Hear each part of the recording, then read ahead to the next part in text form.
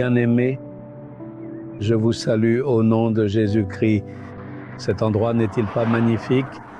C'est un lieu situé en Autriche, un pays d'Europe. La montagne que vous voyez derrière moi, ce sont les Alpes. C'est une région montagneuse très belle, avec des maisons nichées au milieu. Les gens ont construit des maisons dans la montagne et y vivent. Cela semble charmant et merveilleux. Je peux voir la magnificence de la création de Dieu. Loué soit Dieu.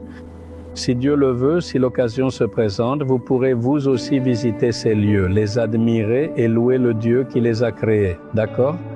Eh bien, savez-vous quel mot le Seigneur a pour vous aujourd'hui?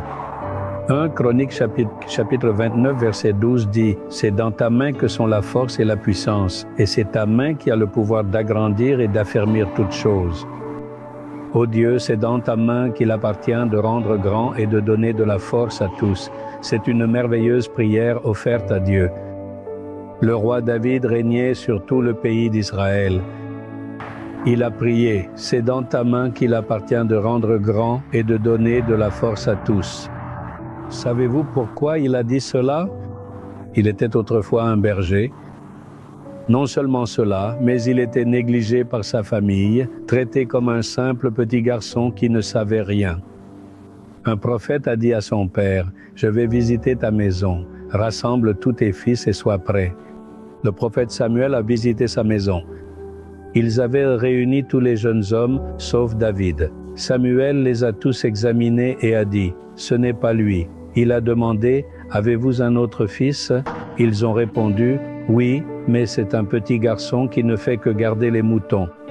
Il ne fait que chanter des chansons et s'occuper des moutons. C'est pourquoi nous l'avons envoyé dehors. » Samuel a dit, « Amenez-le. » Dieu a choisi celui qui était méprisé par sa famille.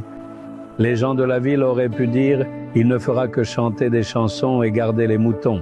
Il n'est bon à rien d'autre. » Mais Dieu a regardé son bon cœur, parce qu'il s'attachait au Seigneur en disant, « L'Éternel est mon berger et je ne manquerai de rien. Il est tout pour moi. » Dieu l'a choisi et l'a élevé. Il l'a fortifié et l'a élevé au rang de roi. Il l'a encouragé et lui a permis de terrasser un géant. David n'a connu la défaite dans aucun des endroits où il est allé. De cette façon, le Seigneur l'a fortifié et lui a donné la victoire.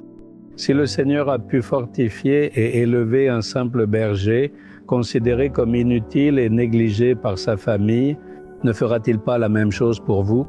Avez-vous été négligé par tout le monde? Disent-ils, tu n'as aucune sagesse ni aucune compréhension, tu ne peux rien faire. Le Seigneur est capable de vous fortifier et de vous élever. Croyez en lui.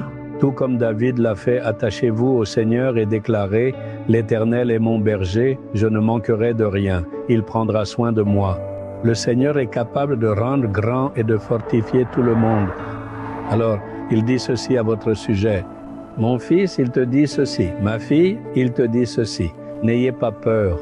Vous avez peut-être fait face à l'échec, à la déception et à l'affliction jusqu'à présent. Mais je vous fortifierai et vous élèverai, dit le Seigneur. Le croyez-vous? Si oui, dites, Seigneur, tu es mon berger et tu prendras soin de moi. Tu me fortifieras et m'élèveras. Tu es capable de fortifier et d'élever tout le monde. Tu es capable de m'élever. Je le crois. Au nom de Jésus, Amen, Amen.